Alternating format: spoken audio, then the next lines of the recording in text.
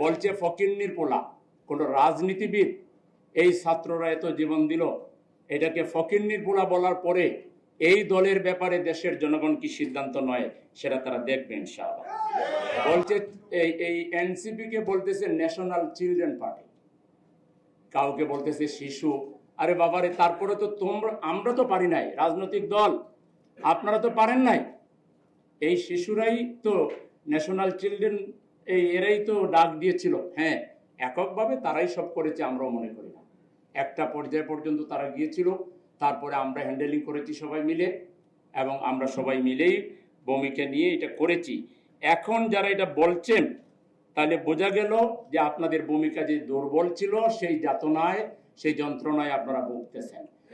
এই জাতির সাথে বিশ্বাসঘাতকতা করে যারা কোনো আতাতের নির্বাচন করবেন, সারা দুনিয়ায় তাদেরকে প্রতিরোধ করা হবে। আমি আজকে ঘোষণা দিলাম, তিনি যেই হন না কোনো no safe exit, no safe entry, বরং গণদোলাইয়ের শিকার হবে। অলরেডি আপনাদের লোকেরা দুনিয়ার বহু জায়গায় যে দোলাই শিকার হচ্ছে, সে যেই করুক। এখন একদল করতেছে, সামনে বিপ্লবীরা করবে। কারণ কোন আতাতের নির্বাচন বাংলাদেশ করার মানে হচ্ছে 2000 জুলাই বিপ্লবীর সাথে বেইমানি করা, রক্তের সাথে বেইমানি করা, এবং 40,000 আহত মানুষের সাথে বেইমানি করা। এই 40,000 পরিবারের 5 জন করে যদি বের হয়, 5 40 কত? আর 2000 মানুষের 5 জন করে যদি বের হয় তাহলে কত? এদেরকে জীবনে রুখতে পারবেন? সুতরাং সব স্বপ্ন দুঃস্বপ্নে পরিণত হয়ে যাবে। আপনারা যদি স্বপ্ন দেখেন ভোট কেন্দ্র দখল করবেন, আল্লাহর কসমকে বলছি, জামাত শিবিরের লক্ষ লক্ষ জনতার 1 ফোঁটা রক্ত বৃথা যাবে না। বাঁশের লাঠি হাতে নিয়ে চান্দাবাজদের পা থেকে মাথা পর্যন্ত ডান্ডা দিয়ে আমরা ঠান্ডা করে দিব। যদি ভালো চান, যারা এখানে নির্বাচন করতে চান, আপনারা লাইনে আসেন, সমঝোতা করেন, সনদকে বাস্তবায়ন করেন, সঠিক পথে আসেন। আপনারা মনে করবেন না জুয়া খেলা খেলবেন। রক্ত দিয়ে দিয়ে বাংলাদেশে আমরা এই জায়গায় আসছি। একটা ভোট সেন্টার দখল করার কোন দুঃস্বপ্ন দেখেন না। পা থেকে মাথা পর্যন্ত জনতা আপনাদেরকে শাস্তা করে দিবে। জুলাই বিপ্লব অনেকেরই মনোভূত হয়নি। ছাত্ররা, শ্রমিকরা কেন জীবন দিয়ে ফেসিবাদ মুক্ত বাংলাদেশ করলো?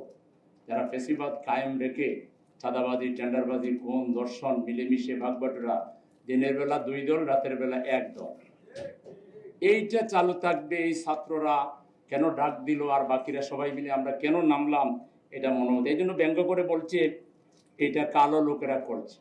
যে দল থেকে এটা বলা হয়েছে, তাহলে এই দল জুলাই বিপ্লবে কোনো ভূমিকা ছিল না, তারা স্বীকার করে নিল। এরা যদি একটু মোটামুটি অবস্থানে আসে, তাহলে তো আবার আমরা যাওয়ার সাথে সাথে তারা আবার আন্দোলন শুরু করবে। আন্দোলন হবেই। এই জুলাই আন্দোলন আর থামবে না।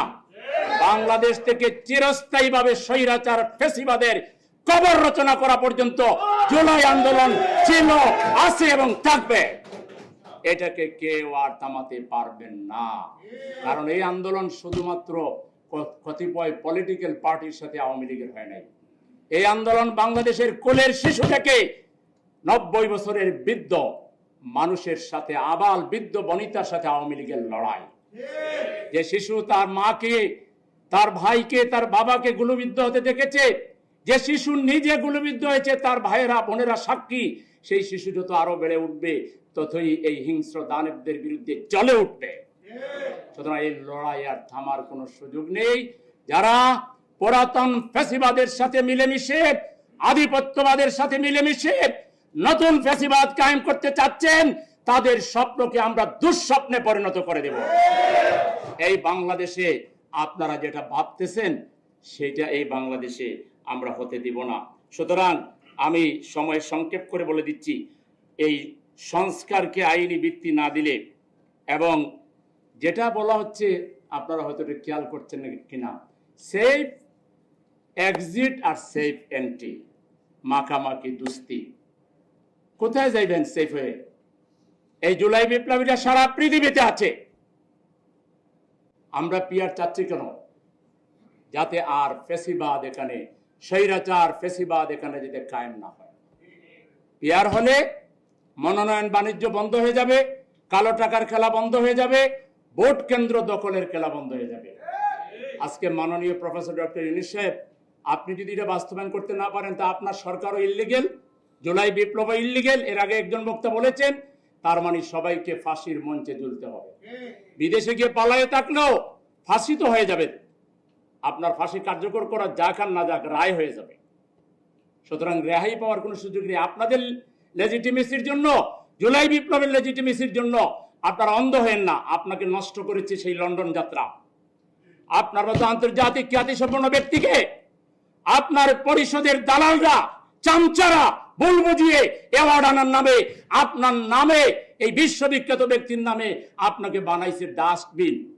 আর সেই ডাস্টবিনে ময়লা ফেলেছে কে? আপনার পক্ষে দাঁড়িয়েছে, এই জুলাই বিপ্লবীরা দাঁড়িয়েছে। আর যারা নিয়ে গিয়েছিল তারা আপনার পক্ষে দাঁড়ায়নি। সুতরাং পরিষ্কার পথ একটাই, সুষ্ঠু নির্বাচন করতে হবে এবং কোনোভাবেই কোনো মাস্তানি, কোনো আপনারা খালি নির্বাচন বলেন, আপনারা বলেন না কেন চাঁদাবাজ ধরতে হবে, আপনারা বলেন না কেন সন্ত্রাসী গ্রেপ্তার করতে হবে, আপনারা বলেন না কেন সংস্কার করতে হবে, তারপরে লিগেল কি বলে লেভেল প্লেইং ফিল্ড করতে হবে। এইটা একটা শব্দ আপনারা বলবেন না, শুধু বলবেন নির্বাচন।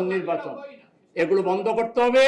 আমাদেরকে সবাই মিলে দেশের কল্যাণ চিন্তা করতে হবে। আপনারা অলরেডি আতাতে চলে গেছেন, আমাদের কাছে খবর আছে।